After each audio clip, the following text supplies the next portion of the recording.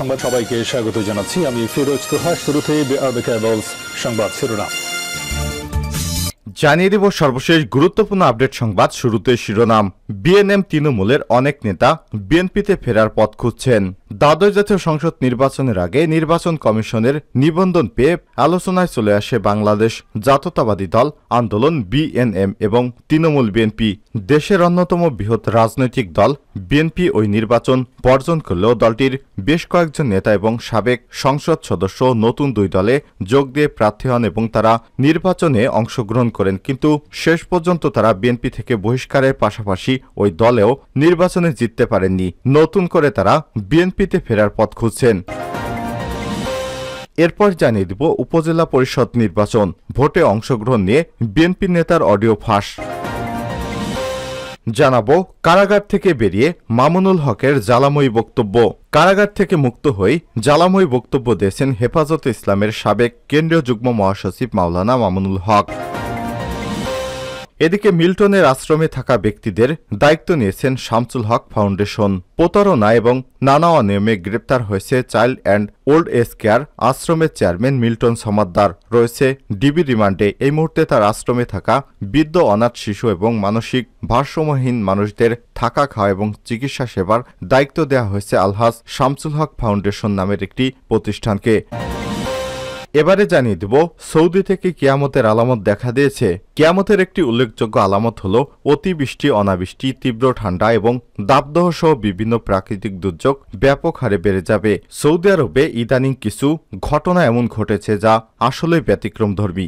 জানাবো বিস্তারিত, সঙ্গেই থাকুন। এবং সর্বশেষ জানিয়ে দেব সন্ধ্যার মধ্যেই বয়ে যেতে পারে তীব্র ঝড়।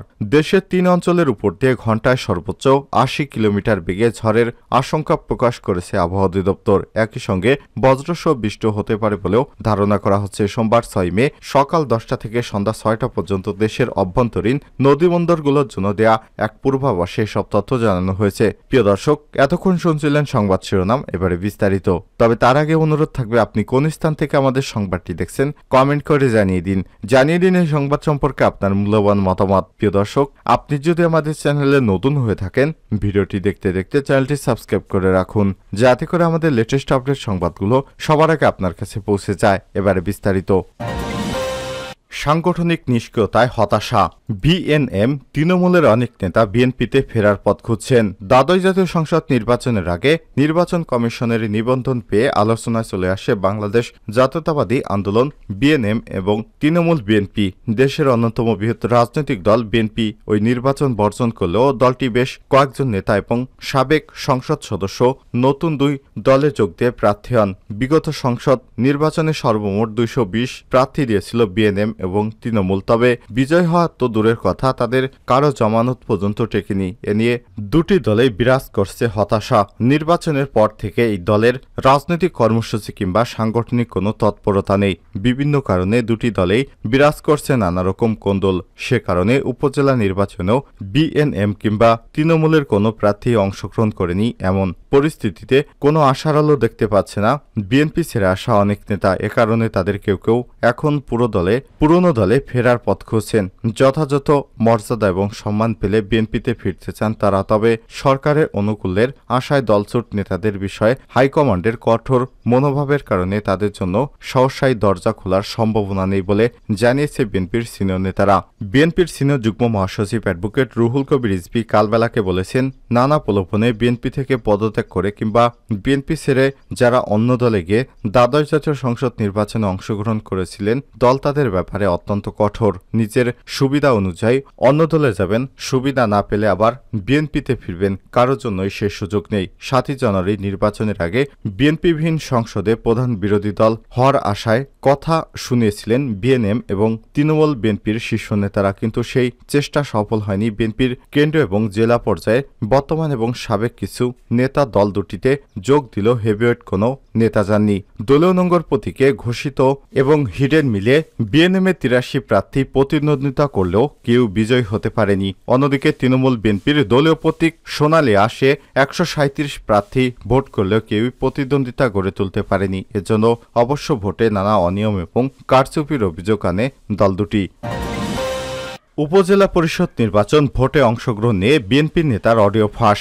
বিএনপি সাংগঠনিকভাবে চলমান উপজেলা নির্বাচন বর্জন করেছে, তবে দলীয় সিদ্ধান্তের বাইরে যারা নির্বাচনে অংশ নিচ্ছেন তাদেরও বহিষ্কার করা হচ্ছে। এমন অবস্থায় উপজেলা নির্বাচনে অংশ নিতে উৎসাহ দিয়ে ভোটের পক্ষ নিয়ে বক্তব্য দিয়েছেন পঞ্চগড় জেলা বিএনপির সদস্য সচিব এবং কেন্দ্রীয় বিএনপির পল্লী উন্নয়ন বিষয়ক সম্পাদক ফরহাদ হোসেন আজাদ। বক্তব্যে নির্বাচনে অংশ নেওয়া বিএনপির পন্থীদের পক্ষে কৌশলে স্থানীয় নেতাকর্মীদের কাজ করার আহ্বান জানান তিনি। সোমবার 6 মে সকালে কালবেলাকে দেয়া সাক্ষাৎকারে নেতাকর্মীদের উদ্দেশ্যে দেয়া ফরহাদ হোসেন আজাদের বক্তব্যের একটি অডিও রেকর্ড আমাদের হাতে এসেছে।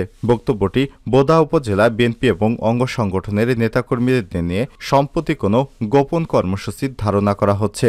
অডিও রেকর্ডে তাকে বলতে শোনা যায়, যারা ভোটের বিরুদ্ধে জনগণের সঙ্গে তাদের সম্পর্ক নাই, তারা স্থানীয় রাজনীতি বুঝে না, তারা মনে করে স্থানীয় রাজনীতি আর জাতীয় রাজনীতি মূলত এক নয়। ইতিমধ্যে আমি এতটুকু আশ্বস্ত করেছি, এবারের নির্বাচন অবাধ, সুষ্ঠু এবং নিরপেক্ষ হবে। আমরা অনেক পজিটিভ জায়গায় আছি, তোমরা মন দিয়ে নির্বাচনটা করো, আশা করি সফল হবে। ফরহাদ হোসেন আজাদ অডিওতে বলেন, নির্বাচনের অন্যতম ধারক বাহক এবং শক্তি হল যুবদল, ছাত্রদল, স্বেচ্ছাসেবক দল, কৃষক দল এবং মহিলা দল।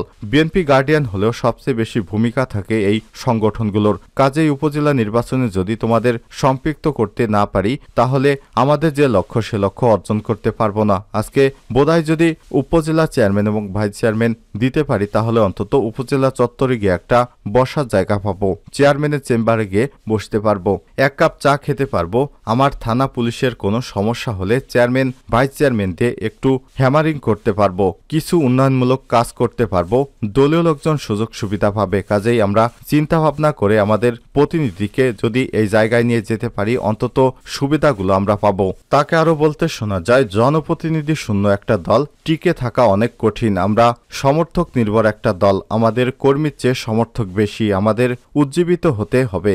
সেক্ষেত্রে আমি তোমাদেরকে প্রস্তাব করছি, আমরা সিদ্ধান্ত নিয়েছি আমরা নির্বাচনে যাব এবং আমরা প্রার্থী দিয়েছি। আমাদের অনেক নেতাকর্মী আমাদের ছোট করার চেষ্টা করবে, বলবে বিএনপি ভোট বর্জন করেছে, তাও আমরা ভোট করছি। মূলত তারা কাজকে এড়িয়ে যেতে চায়। যেই বিএনপি নেতা এগুলো বলবে, ইনশাল্লাহ 21শে মের পর জুন জুলাইয়ের প্রতিটি ইউনিয়ন কমিটি আমি পুনর্গঠন করব। যারা যারা বিভিন্ন অজুহাতে দূরে সরে থাকবে তাদের বলব, ভাই এই দলের মেইন স্ট্রিমে আপনার থাকার দরকার নেই। উল্লেখ্য, আগামী 8 মে প্রথম ধাপে পঞ্চগড় সদর, অটোয়ারি এবং তেঁতুলিয়া উপজেলা এবং 21শে মে দ্বিতীয় ধাপে বোদা এবং দেবীগঞ্জ উপজেলা নির্বাচন অনুষ্ঠিত হবে। এই নির্বাচনে অংশ নেওয়ার জন্য ইতিমধ্যে পঞ্চগড় সদর, আটোয়ারি এবং তেঁতুলিয়ার 4 জন নেতাকর্মীকে অব্যাহতি এবং বোদা ও দেবীগঞ্জের 5 জনকে বহিষ্কার করেছে বিএনপি। কারাগার থেকে বেরিয়ে মামুনুল হকের জ্বালাময়ী বক্তব্য। কারাগারে থেকে মুক্ত হয়ে জ্বালাময়ী বক্তব্য দিয়েছেন হেফাজত ইসলামের সাবেক কেন্দ্রীয় যুগ্ম মহাসচিব মাওলানা মামুনুল হক। মোহাম্মদপুরে জামিয়া রহমানিয়া আজিজিয়া মাদ্রাসায় আয়োজিত এক অনুষ্ঠানে দীর্ঘ সময় বক্তব্য দেন তিনি। বক্তব্যের শুরুতে মামুনুল হক বলেন, আমি যা করছি তা দুটি পক্ষ প্রত্যক্ষ করছে, একটি পক্ষ হচ্ছে আসমানের আর একটি পক্ষ জমিনের। আমি দোয়া চাই জমিনের এই কর্তৃপক্ষের প্রভাব থেকে আমার উপর আসমানের কর্তৃপক্ষের প্রভাব যেন বেশি থাকে। আমি আপনাদের কাছে সেই দোয়াই চাই, আপনারা একান্ত আমার জন্য এই দোয়াটা করবেন। তিনি বলেন, আমার সহকর্মী অনেক কথা বলেছেন, এখানে একটা কথা বলতে এসেছি, প্রতি ফোঁটা জুলুমের প্রতিশোধ গ্রহণ করার কথা। এই কথাটা আমি একদিকে প্রত্যাখ্যানও করি, আরেকদিকে সমর্থনও করি। প্রত্যাখ্যান করি এই কারণে যে যার আদর্শ অনুসরণ করে আমাদের এই কারাভোগ, আমাদের কারাবরণ, আমরা সেই শব্দগুলো বেশি বলি। কারা নির্যাতনের কথা বলবো যত কম বলা যায়। এটা কারা নির্যাতন না, মূলত এটা আসলে কারাবরণ। আমরা তো জেনে বুঝেই এই পথে পা বাড়িয়েছি। কেউ যদি মনে করে থাকে তারা জানে না, তাহলে এটা তাদের জন্য ভুল তথ্য। হেফাজতের এই নেতা বলেন, আমরা জানি এই পথটা অনেক কঠিন ছিল। এই পথে কখনো কখনো প্রতীকী অর্থে লাল গালিচা থাকে, তবে সেই লাল গালিচার লালিমাটা যতটা না গালিচা রং দিয়ে লাল হয়, তার চেয়ে বেশি লাল হয় ভাইয়ের শাহাদাতে রক্তের মাধ্যমে। সুতরাং নবী করিম সাল্লাল্লাহু আলাইহি ওয়াসাল্লামের কোনো বিরোধিতা হলে আমরা অবশ্যই এর প্রতিবাদ করব ইনশাল্লাহ। কাউকে ছাড় দেওয়া হবে না। সৌদিতে কি কিয়ামতের আলামত দেখা দিয়েছে? কিয়ামতের একটি উল্লেখযোগ্য আলামত হল অতিবৃষ্টি, অনাবৃষ্টি, তীব্র ঠান্ডা, দাবদাহ সহ বিভিন্ন প্রাকৃতিক দুর্যোগ ব্যাপক হারে বেড়ে যাবে। এতে করে মাঠঘাট যেমন ফসলহীন হয়ে পড়বে, প্রাকৃতিক দুর্যোগের কারণে ফসলের উৎপাদনও ক্ষতিগ্রস্ত হবে। আবার মরু অঞ্চলে ঝড় বৃষ্টির কারণে ঘটবে এর উল্টোটা, বন্যার কবলে পড়ে বিপর্যস্ত হবে আরব অঞ্চল। পানির ছোঁয়ায় শুষ্ক মরুভূমি হয়ে যাবে সবুজ অরণ্য। হযরত আবু হুরায়রা রাদিয়াল্লাহু তাআলা আনহু থেকে বর্ণিত রাসূলুল্লাহ সাল্লাল্লাহু আলাইহি ওয়াসাল্লাম তিনি বলেছেন, কিয়ামত অনুষ্ঠিত হবে না যে পর্যন্ত সম্পদের প্রাচুর্যতা না আসবে। এমনকি কোনো ব্যক্তি সম্পদে যাকাত নিয়ে ঘুরবে কিন্তু নেওয়ার মতো লোক পাবে না। আরবের মাঠঘাট তখন চারণভূমি এবং নদী নালায় পরিণত হবে। সহিহ মুসলিম। সম্প্রতি সৌদি আরবে ব্যাপক বৃষ্টিপাতের পর বিভিন্ন স্থানে বন্যার সৃষ্টি হয়েছে। এতে ক্ষয়ক্ষতির শিকার হয়েছে দেশটির সাধারণ মানুষ। ঝুম বৃষ্টিতে ভিজেছে পবিত্র নগরী মদিনার মসজিদে নববীও। সামাজিক যোগাযোগ মাধ্যমে ছড়িয়ে পড়েছে বিভিন্ন ভিডিওতে দেখা গিয়েছে বৃষ্টির পরিমাণ এতই বেশি ছিল যে মসজিদে নববীর ছাউনি বেয়ে সজোরে পানি পড়ছে। বৃষ্টির পানিতে উপত্যকা এবং বিভিন্ন প্রাচীর উপচে পড়ছিল। ওই সৌদির জাতীয় আবহাওয়া কেন্দ্র মদিনার জন্য সর্বোচ্চ সতর্কতা জারি করেছিল। বৃষ্টিতে সৃষ্ট বন্যার পানিতে অনেক জায়গায় সাধারণ মানুষের গাড়ি ডুবে গিয়েছিল, অনেক জায়গায় রাস্তাঘাটও বন্ধ হয়ে গিয়েছিল। সৌদির মতো মধ্যপ্রাচ্যের অনেক দেশে সংযুক্ত আরব আমিরাতেও প্রচণ্ড বৃষ্টিপাত হয়েছে। বৃষ্টির কারণে বৃহস্পতিবার আমিরাতের দুবাই বিমানবন্দরের 13টি ফ্লাইট বাতিল করা হয়েছিল।